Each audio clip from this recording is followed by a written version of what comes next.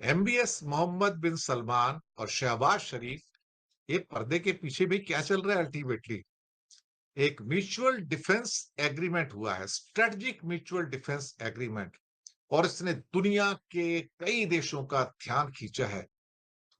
Saudi और पाक में किसी एक पर हमले को दोनों देशों पर हमला बताया गया है। इसके ऊपर ब्रह्माचरण ने कहा है कि इस समझौते से किसे फायदा होगा, पाकिस्तान और सऊदी ने क्या सोचकर डील की, इंडिया पे क्या असर होगा। ब्रह्मचलानी का कहना है कि सऊदी अरब ने बहुत सोच समझ कर डील की और भारत को नाराज करने का जोखिम लिया है, क्योंकि उसे बड़ा फायदा मिलेगा। नेटो लाइक आपस में एक समझौता होता है कि अगर किसी एक पर आक्रमण होता है, अटैक होता है, तो उसे दूसरे पर अटैक माना जाएगा। ये तो समझो एक किस्म से कहा जाए तो सऊदी ने भारत के साथ ही गेम कर डाला।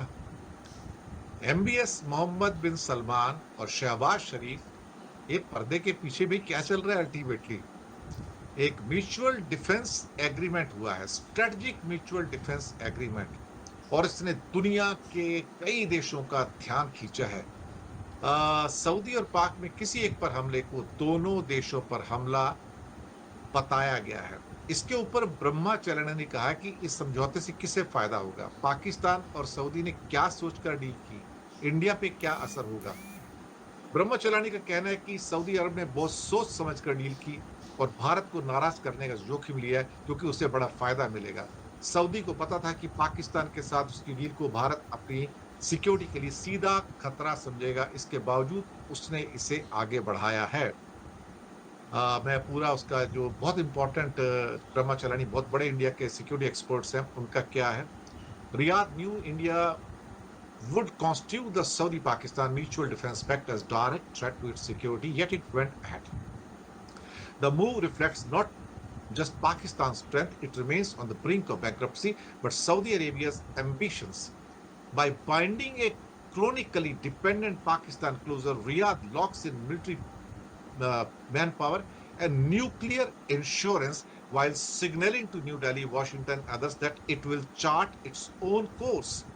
The pact showcases Saudi Arabia's willingness to weaponize Pakistan's weakness to project its own influence. The timing, falling for Modi's birthday, underscored Riyadh's indifference to Indian sensitivity, despite India seeking a growing defense partnership with Saudi Arabia through military exchange, joint exercises, and establishment in April of Ministerial Committee on Defense Cooperation. बहुत कुछ हो रहा है जो कि अचंभित करने वाला है, शॉक करने वाला है। सऊदी अरब आगे कैसे जाएगा, उसने अमेरिका को भी आंसर दे दिया है। और शायद इस पूरे समझौते के अंदर एक बड़ी कड़ी, वो कौन है? वो कड़ी है साहब, चाइना। सबसे बड़ी कड़ी, क्योंकि चाइना को इससे फायदा है। चाइना का रिलेशन पाकिस्तान से बहुत क्लोज है, और चाइना ने ही सऊदी अरेबिया के साथ समझौता करके कहा था कि हम युआन के अंदर ऑयल की खरीदारी कर सकते हैं। तो चाइना ने इस समझौते की एप्रिसिएशन किया है और कहा कि ये अनप्रेसिडेंटेड एग्रीमेंट है चाइना और सऊदी और पाकिस्तान के बीच में।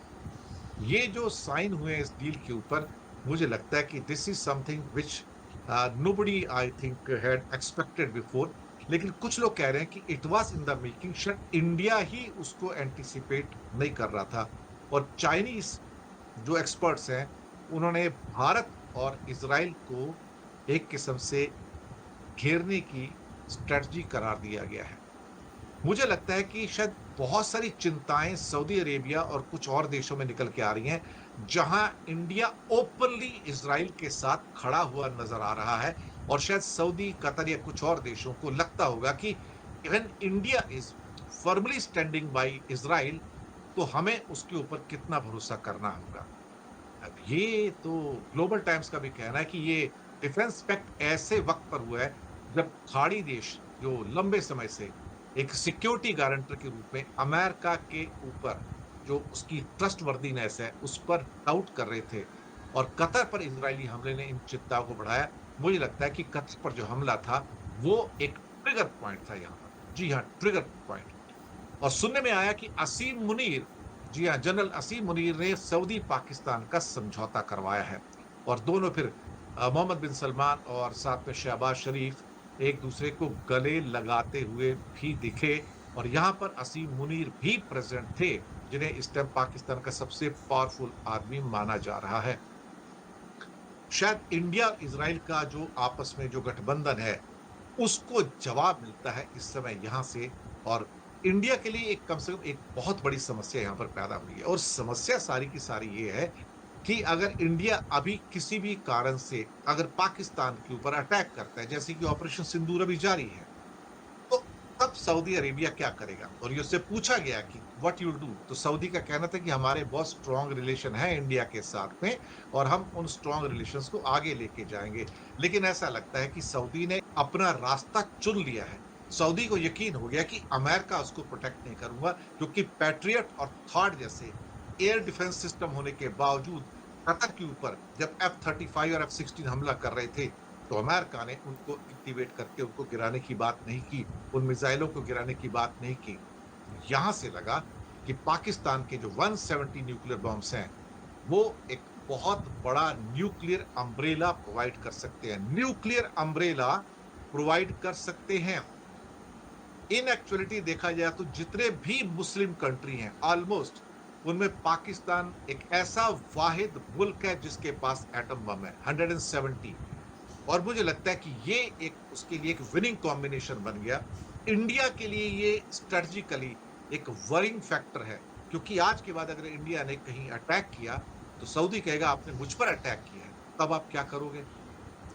यहां पर शायद इंडिया के जो फॉरेन मिनिस्ट्री के जो स्पोक्स पर्सन हैं, वो बहुत संभल के बात कर रहे थे कि हम अभी स्टडी कर रहे हैं, हम देख रहे हैं।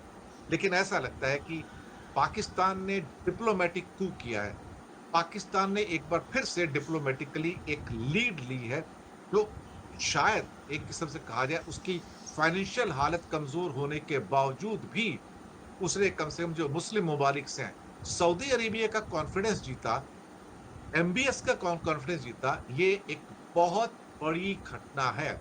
मुझे लगता है कि यहां से जो इक्वेशंस हैं वो चेंज होती नजर आएंगी। यहाँ नाजरीन देखा तो आपने किस तरह हिंदुस्तानी मीडिया जो है वो इस बात का रोना रो रहा है कि पाकिस्तान और सऊदी अरब के दरमियान जो है वो दिफा का एक तारीख़ी मुआहिदा हो गया है।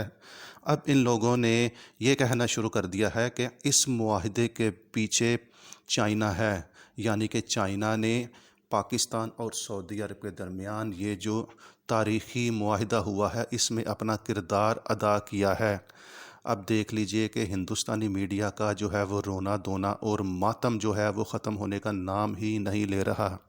दरअसल इन लोगों को तकलीफ़ इस बात की है कि इस मुआहदे से पाकिस्तान का जो दफ़ा है वो बहुत ताकतवर हो जाएगा, और अगर हिंदुस्तान पाकिस्तान पर हमला करेगा तो सऊदी अरब भी पाकिस्तान की मदद करने के लिए उसके पीछे आएगा, और अगर सऊदी अरब पीछे आएगा तो फिर हमारा और सऊदी अरब का जो है वो ताल्लुक़ रिलेशन जो है वो ख़राब हो जाएगा।